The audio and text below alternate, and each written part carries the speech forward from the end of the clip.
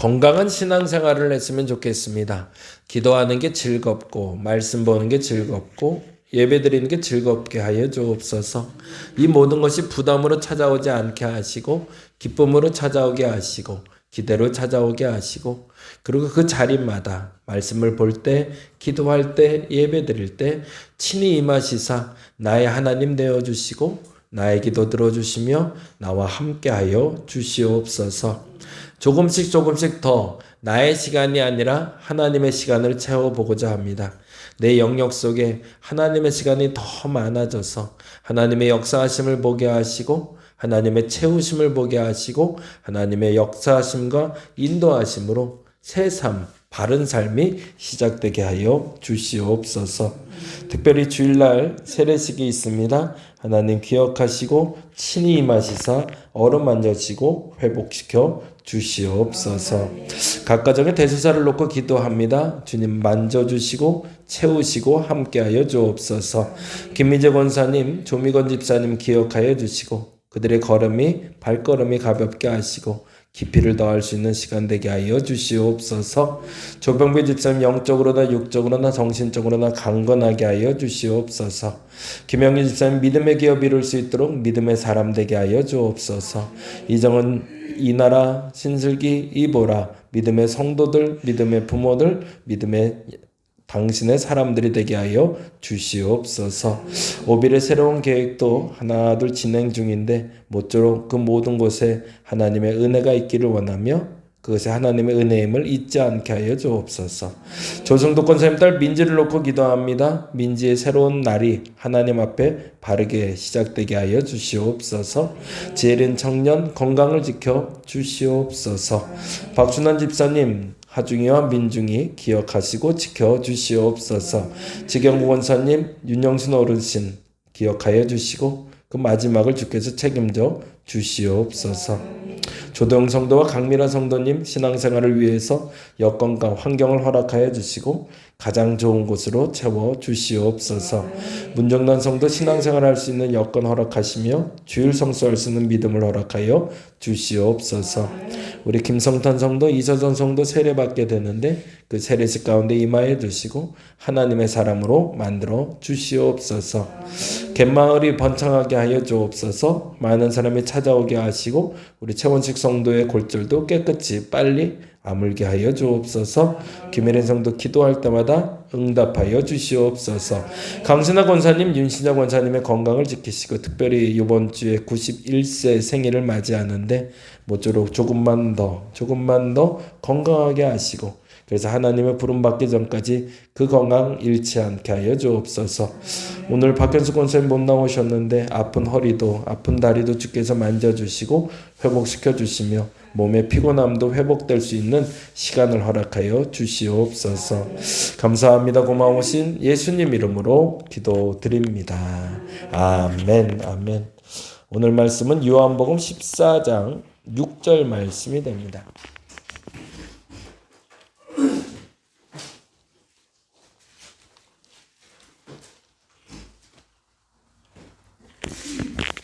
요한복음 14장 6절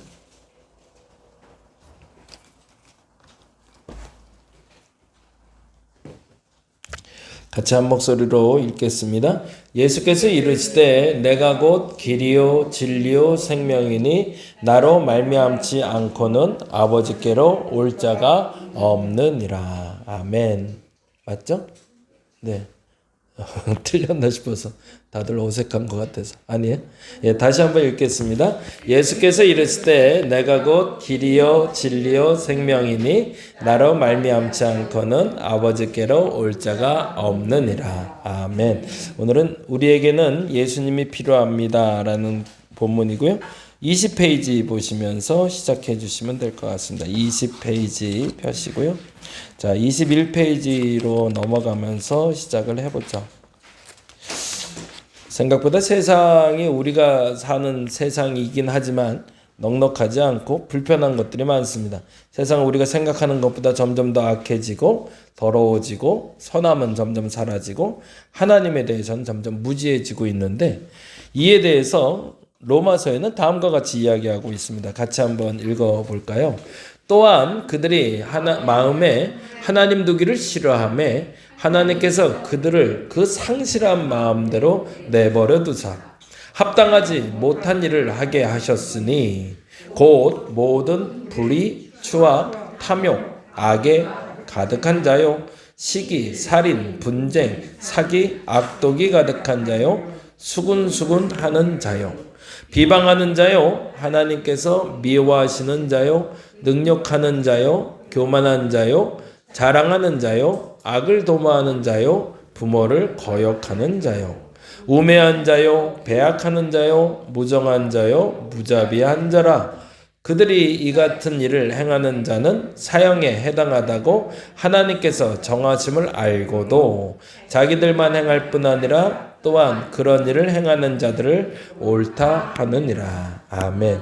오늘 본문에 나온 불의, 추악, 탐욕, 악의, 시기, 살인, 분쟁, 사기, 악독, 수군수군, 비방, 그리고 능욕, 교만, 자랑, 악을 도모하는 것, 부모 공욕, 우매, 백약, 무정, 무자비 이와 같은 것들이 시작된 시작이 뭐라고 되어 있죠? 맨 처음에 보니까 또한 그들이 마음에 하나님 두기를 싫어하며가 시작이라는 거죠. 이 땅에 악이 들어온 계기는 하나님과 함께하지 못했기 때문이다가 시작점이에요. 만일에 아담이 그리고 하와가 하나님과 함께했다면 죄를 지을 일이 없었겠죠. 선악과를 먹지도 않았을 거고. 만일에 아브라함이 하나님께 물었다면 이스마엘을 낳을 일은 없었을 겁니다. 만일에라는 단어를 쓰는 게 좀 아쉽긴 하지만 우리의 삶 속에서도 항상 선한 일이 벌어지게 할 수 있는 방법은 하나밖에 없습니다. 지금도 하나님과 함께 하는 거죠. 다른 말로 하면 그 하나님이 두려운 줄 알고 산다면 내가 악을 그리고 잘못된 일을 할 수 없는 존재로 살아갈 수 있다는 거죠. 근데 안타깝지만 우리는 대부분의 삶을 제가 이번 주에 이제 고난주간 묵상하면서 찾은 문장이 그거였는데 하나님의 시간을 채우자는 건데 끊임없이 내 시간을 살아가고 있는 거거든요. 나는 나의 돈을 벌기 위해서 나는 일하고 있고 내가 풍요하기 위해서 나는 최선을 다하고 있고 내가 배부르기 위해서 나는 밥을 먹고 있고 거기에 주어는 항상 나였는데 근데 내가 밥을 먹는 게 내가 잠을 자는 게 그리고 내가 일하는 게 하나님의 기쁨이 되는 것인가를 질문하고 사는 시간이 많아지면 하나님의 시간을 많이 채워가고 있다라고 말할 수 있어요. 근데 대부분 그 시간 속에 하나님은 없이 나만 존재할 때가 너무 많은 거죠. 더 정확히 말하면 요 예배 시간만큼은 온전히 하나님이 통치하는 시간이죠. 근데 거꾸로 말하자면 예배 시간만 하나님이 통치하는 시간은 아니라는 거죠. 지금 이 영역은 하나님의 시간에 영역에 들어와 있기 때문에 하나님의 시간이라고 말할 수 있지만 세상에서도 내가 어떤 일을 하면서도 말 그대로 식기도 하는 것도 내가 이 밥 먹는 자리가 하나님이 주심을 감사하고 먹는다면 그것이 하나님의 시간을 채운다는 거죠.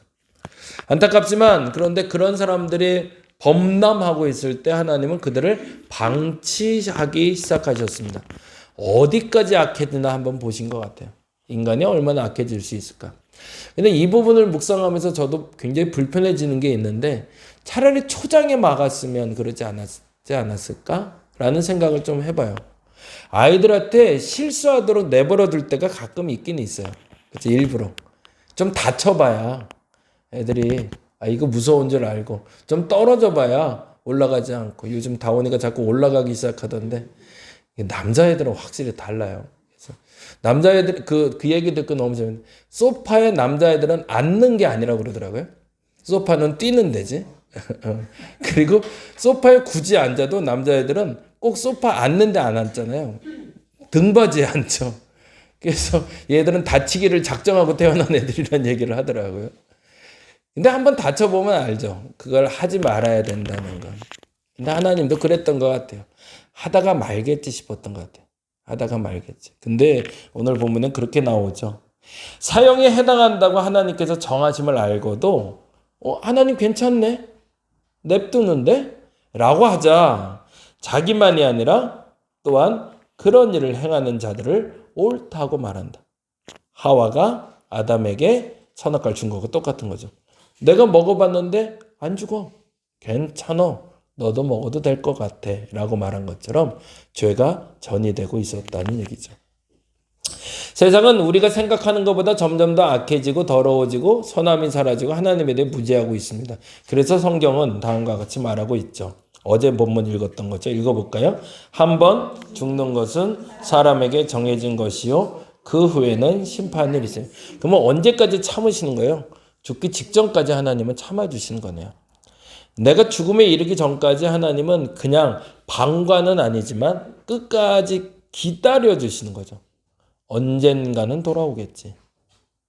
그래서 그 마지막 순간에라도 구원받게 하기 위해서 우리는 기도하는 건데, 근데 안타깝게도 그 마지막 순간까지도 놓쳐버리면 결국에는 죽음에 이르게 되고, 죽음 후에는 어제 말씀드린 대로 영벌이나 영생 둘 중에 하나를 우리는 선택하는 것이 아니라 결정된 자리로 갈 수밖에 없다는 거죠. 여기서 중요한 게 시간인데요. 살아있을 때라는 전제가 매우 중요합니다. 내 생명에 붙어 있을 때 내가 믿음을 갖는 한 나는 반드시 구원받을 수 있습니다. 근데 안타깝지만 그 순간을 놓쳐버리면 꼴깍이라고 정말 한순간인데 그 순간을 넘어가려면 되돌릴 수가 없습니다. 성경에 그 사건에 대해서 거짓 나사로와 부자 사건으로 우리에게 이야기해 주고 있는데 부자는 천하태평으로 세상 모든 것을 누리고 세상을 떠나게 되고 거짓 나사로는 부자의 집에서 떨어진 음식 찌꺼기를 먹고 살다가 세상을 떠나게 돼요. 그런데 거기서 표현이 나오기를 나사로는 아브라함의 품에 거하게 됐고 부자는 지옥에 가게 됩니다. 그래서 부자가 그렇게 부탁을 해요. 지금 만일 괜찮다면 나사로를 보내서 내 가족들에게 너희들이 죽어서 갈 곳이 지옥이라는 걸 있다는 걸 좀 알려달라고. 그러면 그들이 깨닫고 돌아오지 않겠냐고. 근데 그 표현을 뭐라고 하냐면 지금 죽은 자 가운데 누군가 살아가서 지옥이 있고 천국이 있다는 걸 알려만 줘도 사람들이 나와 같이 지옥에 오지 않을 텐데 좀 보내달라고. 그러자 성경 보면은 그래도 믿지 않을 거라고 얘기를 해요. 그건 누굴 얘기하는 걸까요? 예수님이 십자가에 날 돌아가시고 부활하시고 우리에게 그 사실을 증언해주고 있음에도 불구하고 믿지 못하는 우리 인생을 얘기하고 있는 거죠. 아무도 강요하지 못합니다. 사실은. 그리고 억지로 얻을 수가 없는 게 믿음입니다. 그런데 그 믿음은 지금 내가 소유하는 한 나는 영생에 이를 수 있다는 거죠. 그래서 우리에게 두 가지 선택지가 있음을 알려주고 있습니다. 요한복음 3장 36절엔 이렇게 나오고 있는데요. 23페이지가 되는데요. 같이 읽어볼까요? 아들을 믿는 자에게는 영생이 있고 아들에게 순종하지 아니하는 자는 영생을 보지 못하고 도리어 하나님의 진노가 그 위에 머물러 있느니라. 뭐라고 말하고 있죠? 믿는 자는 영생. 그러면 반대는 뭐라고 돼 있어야 돼요? 믿지 않는 자라고 써야 되잖아요. 근데 뭐라고 써 있죠? 순종하지 아니에요. 그런 게 조금 다르네요. 믿음이 행함이 없이 믿음이 생기는 게 불가능하다는 얘기를 하고 있는 거죠. 행함이 없는 믿음은 죽은 믿음이라는 야고보서의 표현이 그대로 표현된 건데 나는 믿어 라고 말하고 말만 하고 사는 것은 진짜 믿음이 아니란 얘기죠. 내가 믿어 라고 얘기했다면 이미 그 순간부터 예수께서 내게 어떻게 살기를 원하시는지 알고 그렇게 사는 것이 믿음이라는 겁니다. 그래서 그렇게 사는 사람들에겐 영생이 있지만 그렇게 살지 못한 이에겐 진노가 반드시 있을 거라는 겁니다. 시작은 분명합니다. 그렇다고 해서 하나님이 편애를 가진 게 아니에요. 그래서 믿는 사람들만 조금 이렇게 이쪽에 챙겨놨다가 채워주는 것. 그래서 우리가 기독교가 되게 편협한 종교라는 얘기를 많이 들어요. 왜냐하면 예수만 믿으면 구원받잖아. 그런 게 어딨냐. 좀 착하게 살아도 구원받는 거지. 좀 정직하게 살면 구원받게 해줘야지. 바르게 사는 사람들은 구원받아야지. 그래서 편애한다고 생각해요. 그래서 믿는 사람만 그런 게 어딨냐. 근데 그게 아니라고 요한복음에 다음과 같이 이야기합니다. 3장 16절 17절 읽어볼까요? 하나님이 세상을 이처럼 사랑하사, 너무 중요한 본문이죠. 3장 16절은 우리가 암송하고 있는 본문이기도 한데 읽어봅니다. 하나님이 세상을 이처럼 사랑하사 독생자를 주셨으니 이는 그를 믿는 자마다 멸망하지 않고 영생을 얻게 하려. 이건 계속 반복됩니다. 성경에서 가장 많이 반복되는 단어인데, 믿는 자에겐 영생이 있을 것이다. 믿는 자에겐 영생이 있을 것이다. 17절엔 뭐라고 되어 있죠? 하나님이 그 아들을 세상에 보내신 것은 세상을 심판하려 하심이 아니로 그로 말미암아 세상이 구원받게 하는 게 목적이네요. 그렇죠. 예수를 믿는다라는 말은 딱 떨어져서 요만큼만 데리고 가겠다는 목적으로 하나님이 만든 단어가 아니라 모든 사람이 구원받기를 원해서 만들어 놓은 근거 조건이라는 거죠. 그래서 어찌 보면 세상 쉬운 거고요. 어찌 보면 세상 어려운 게 예수 믿는 거예요. 오히려 예수 믿는 걸 조금 어렵게 만들어 놨으면 사람들이 좀 더 열심히 예수 믿을 수도 있을 것 같아요. 예를 들어서 너희들이 평생 사는 동안 헌금을 1억을 해야 구원받는다 그러면 좀 더 열심히 내지 않을까요? 그리고 1억만 딱 도달하면 구원이야. 그러면은 눈에 현실적으로 딱 보이니까 열심히 내겠죠. 아니면 뭐 10명만, 이단들이 그런 애들이 있길래 한 얘기예요. 그래서 10명만 내가 데리고 와서 교회 전도하면 너 구원받을 수 있어. 신천지 애들이 그 얘기를 하잖아요. 14만 4천만 채우면 된대요. 근데 문제는 14만 4천이 넘어버렸단 말이죠. 그래서 얘네들이 시험 보기 시작했잖아요. 진짜가 지금 양과 염소가 같이 섞여 있다고.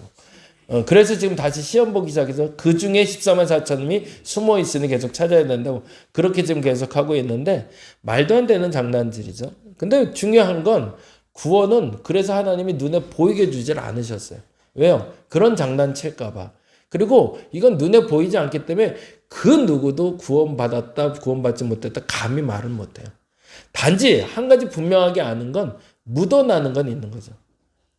꽃에서 향기가 향 나면 이게 장미가 살아있다고 느끼는 것처럼 내 몸에 나도 모르게 자연스럽게 그리스도를 믿었기 때문에 그렇게 사라지는 태도들이 나오는 거죠. 말이 좀 바뀌기 시작하고 행동도 좀 달라지기 시작하고 남들이 좀 어려우면 좀 도와주려는 마음도 생기고 뭔가 좀 할라치면 그래도 하나님 먼저라는 생각하고 있고 나도 모르게 그렇게 변해 있다면 나는 믿음이 생겼다라고 확신하게 되는 거죠.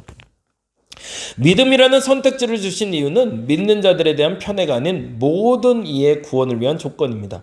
그래서 믿음의 선택지는 하나입니다. 뭐라고 되어 있죠? 사도행전 4장 12절인데요. 같이 읽어볼까요? 다른 이로서는 구원을 받을 수 없나니 천하 사람 중에 구원받을 만한 다른 이름을 우리에게 주신 일이 없습니다. 다른 이로서는 구원받을 수 없으면 어떤 이름을 줬다는 거죠? 예수 그리스도라는 이름을 우리에게 줬다는 거죠. 그 이유를 성경은 상세히 이렇게 설명합니다. 단지 예수만, 이게 이제 우리 김성단 성도님하고 이선수 성도님 사도신경 먼저 했던 이유가 그것 때문에 했는데 이 본문에 대해서는 먼저 제가 설명을 들었어요. 예수 믿는다라고 하는 건 단지 그 예수 이름 믿습니다 이걸로 끝나는 게 아니라 예수님의 전생애를 믿는 거거든요. 동정녀로 태어났다는 걸 믿는 거고요. 성령으로 말미암아 태어난 거죠. 십자가에 달려 죽으셨다는 걸 믿는 거고요. 죽은 지 3일 만에 부활하셨다는 걸 믿는 거고 그분이 승천하셨다는 걸 믿는 거고 다시 오셔서 재림하셔서 심판한다는 것까지 믿는 걸 우리는 믿음이라고 얘기합니다. 그냥 단지 예수 믿습니다. 그러면은 그게 2000년 전에 존재했던 한 남자가 있다는 걸 믿는 게 아니라 그가 성령으로 잉태하여 부활, 승천, 재림하신 후에 우리를 심판하게 올 심판주라는 것까지 믿는 걸 예수 믿는다라고 이야기합니다. 근데 구체적으로 이 사건에 대해서 매우 중요하게 성경은 기록합니다. 레위기 17장 11절 읽어볼까요? 육체의 생명은 피에 있음이라 내가 이 피를 너희에게 주어 제단에 뿌려 너희 생명을 위하여 속죄하게 하였나니 생명이 피에 있으므로 피가 죄를 속하느니라. 그래서 피에 어떤 능력이 있다 혹은 피는 어떤 의미가 있나 이렇게 생각하는데요.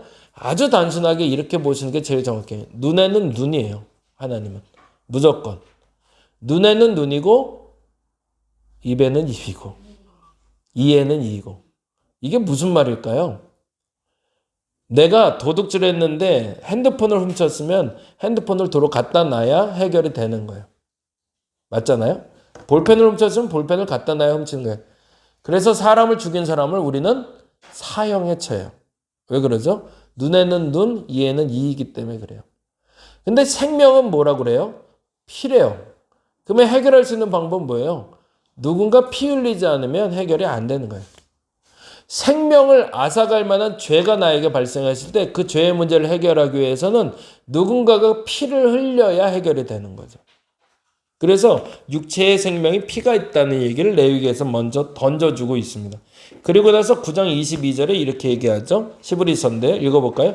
율법을 따라 거의 모든 물건이 피로써 정결하게 되나니 피 흘림이 없은즉 사하며 심지어 피를 흘리는 것으로 말미암아 생명력이 물건에도 나타나게 된다고 유대인들은 생각했던 거죠.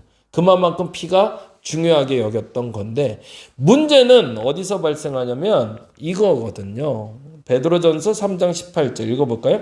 그리스도께서도 단번에 죄를 위하여 죽으사 의인으로서 불의한 자를 대신하셨으니 이는 우리를 하나님 앞으로 인도하려 하심이라 육체로는 죽임을 당하시고 영으로는 살리심을 받으셨으니 이게 중요한 단어가 되죠. 그래서 베드로전서 3장 18절은 기억해 놓으시면 좋은데 결국엔 그 누구도 남을 대신해서 죽을 각오를 하거나 대신 죽을 사람이 없었다는 게 문제죠.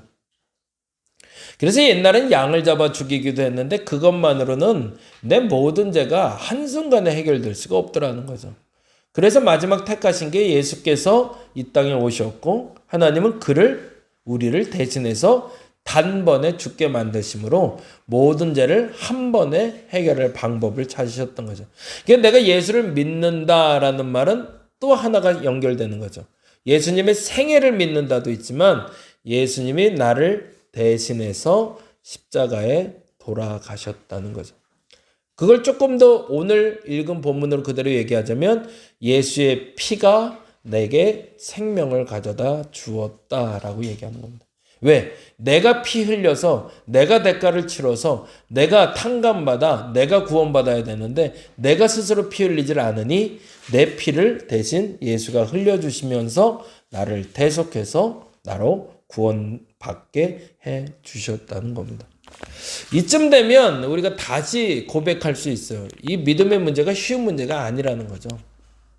그리고 내가 믿는다라고 말할 때 아까 말씀드린 대로 어떻게 예수만 믿으면 돼? 석가도 믿어도 되고 이슬람에 알라를 믿어도 되고 걔네들 믿어도 되는 거 아니야? 라고 얘기는 그러면 그네들도 예수처럼 살았어야 되는 거죠.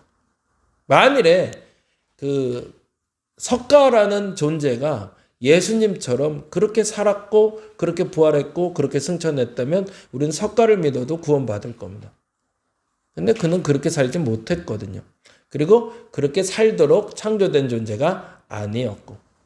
그래서 유일하게 이 땅에서 우리의 인류의 죄를 위해서 대속죄로 피 흘려 돌아가신 분은 예수 한 분이기 때문에 그 이름만으로 구원받을 수 있다고 말하는 것이지 만일에 예수 외에 또 다른 존재가 두루두루 그런 존재가 있다면 그 많은 존재 중 하나만 믿어도 우리는 반드시 구원받을 겁니다. 근데 안타깝지만 앞서 말씀드린 대로 그런 존재는 이 땅에 존재하지 않는 거죠. 그런 면에서 보자면 우리가 예수 믿어 구원받는다는 말이 얼마나 값지고 귀한 것인지를 다시 한번 이야기할 수 있죠. 갈라디아서는 다시 한번 이렇게 표현하고 있습니다. 읽어볼까요? 그리스도께서 우리를 위하여 저주를 받은 바 되사 율법의 저주에서 우리를 속량하셨으니 기록된 바 나무에 달린 자마다 저주 아래에 있는 자라 하였습니다. 이게 제일 안타까운 건데 사실은 이 법을 정한 것이 하나님이기 때문에 그렇습니다. 하나님이 약속을 파기할 수가 없기 때문에 하나님이 눈에는 눈, 이에는 이라고 법을 만들어 우리에게 주셨기 때문에 그 법을 하나님이 바꾸거나 우리가 바꾸지 않는 한 근데 법을 바꾸면 그건 범법이 되니 법을 지켜서 해결할 수 있는 방법을 찾은 게 결국엔 한 사람의 죽음, 더 정확히는 예수님의 대속의 죽음이었던 거죠. 그래서 우리는 다시금 하나님께 돌아갈 길이 생겼습니다. 그게 내가 곧 길이요 진리요 생명이라고 말했던 그 길인 거죠. 그러니까 길은 오직 하나밖에 없습니다. 이게 억울하신 분은 스스로 예수의 삶을 사시면 됩니다. 그러면 구원받을 수 있습니다. 근데 장담하건대 한 명도 그렇게 살 수가 없습니다. 죄 없이 살아야 되고요. 첫째는. 그렇죠? 죄 없이 살아야 되고 내 죄를 때문에 죽는 게 아니라 남의 죄 때문에 죽을 각오를 해야 돼요. 이 두 가지만으로도 우리는 불가능한 존재죠. 근데 예수께서 그 일을 행하셨고 그 이름 때문에 우리는 다시 길을 찾게 됐습니다. 베드로전서 2장 24절 25절에 이렇게 나오죠. 같이 읽어볼까요? 친히 나무에 달려 그 몸으로 우리 죄를 담당하셨으니 이는 우리로 죄에 대하여 죽고 의에 대하여 살게 하려 하심이라. 그가 채찍에 맞음으로 너희는 나음을 얻었나니 너희가 전에는 양과 같이 길을 잃었더니 이제는 너희 영혼의 목자와 감독 되신 이에게 돌아왔는, 다른 말로 길을 찾게 되었다는 거죠. 우리에게 길이 되어주신 사건을 갈라디아서, 베드로전서, 로마서는 조금 다르게 표현을 하고 있는데 이렇게 표현합니다. 갈라디아서 1장 4절인데요. 30페이지에 있습니다. 같이 한번 읽어보죠. 그리스도께서 하나님 곧 우리 아버지의 뜻을 따라 이 악한 세대에서 우리를 건지시려고 우리 죄를 대속하기 위하여 자기 몸을 주셨다라는 표현을 썼네. 그렇죠? 이게 십자가에 달려 돌아가셨다는 얘기고 우리를 대속해서 피 흘리셨다는 얘기가 되는 거죠. 베드로전서 3장 18절은 뭐라고 하고 있었죠? 같이 읽어볼까요? 그리스도께서도 단번에 죄를 위하여 죽으사 의인으로서 불의한 자를 대신한 이는 우리를 하나님 앞으로 인도하려 하시니. 십자가의 사건은 단지 그가 대속해서 끝난 사건이 아니라 다시 길을 열어주셨다는 거죠. 우리가 어디로 갈 수 있는? 영생의 길로 갈 수 있는. 육체로 죽임을 당하시고 영으로는 살림을 받으셨으니 라고 되어 있죠. 로마서 5장에는 뭐라고 되어 있죠? 그러면 이제 우리가 그의 피로 말미암아 의롭다 하심을 받았으니 더욱 그로 말미암아 진노하심에서 구원을 받을 것이니 곧 우리가 원수 되었을 때에 그의 아들의 죽으심으로 말미암아 하나님과 화목하게 되었은즉 화목하게 된 자로서는 더욱 그의 살아나심으로 말미암아 구원을 받을 것이니라 라고 땅 하고 마지막 도장을 찍어주고 있죠. 그래서 이렇게 구원받은 사람들을 성경은 두 가지로 우리를 표현하고 있는데 너무 잘 아는 본문인데요. 고린도 후서 5장 17절에 이런 표현이 나옵니다. 읽어볼까요? 그런즉 누구든지 그리스도 안에 있으면 새로운 피조물이라는 단어를 쓰고 있습니다. 우리가 기존에 존재했던 존재가 아니라는 거죠. 다시 창조됐다는 얘기입니다. 그게 멋진 표현이죠. 다시 창조됐다는 건 뭐예요? 과거에 묻어있던 흔적이 사라진다는 거죠. 과거의 내 모습이 나를 지배하지 못하고 오늘의 내가 나를 이끌어갈 수 있는 힘이 된다는 거죠. 이전 것은 지나갔으니 보라 새 것이 되었도다. 그래서 내가 예수 믿어 새 사람 되었다라는 표현을 쓰게 되는 거죠. 또 하나 디도서 2장 14절엔 이렇게 표현하고 있습니다. 읽어볼까요? 그가 우리를 대신하여 자신을 주심은 모든 불법에서 우리를 성량하시고 우리를 깨끗하게 하사 선한 일을 열심히 하는 자기 백성이 되게 하려. 그래서 그때부터 내 백성이다 부르는 사람들, 그가 바로 우리가 말하는 그리스도인들이라고 이야기합니다. 이제 우리가 해야 될 게 있죠? 선택해야 됩니다. 다시 한번 여러분이 선택하셔야 됩니다. 어떤 선택일까요? 고린도 후서 13장 5절에 있는 말씀인데 읽어볼까요? 너희는 믿음 안에 있는가? 너희 자신을 시험하고 너희 자신을 확증하라. 예수 그리스도께서 너희 안에 계신 줄을 너희가 스스로 알지 못하느냐? 그렇지 않으면 너희는 버림받은 자니라. 아멘. 믿음 안에 있는가? 여러분 자신을 시험해 보시기 바랍니다. 만일에 여러분이 그 믿음 안에 있으면 정말로 걱정 안 하셔도 됩니다.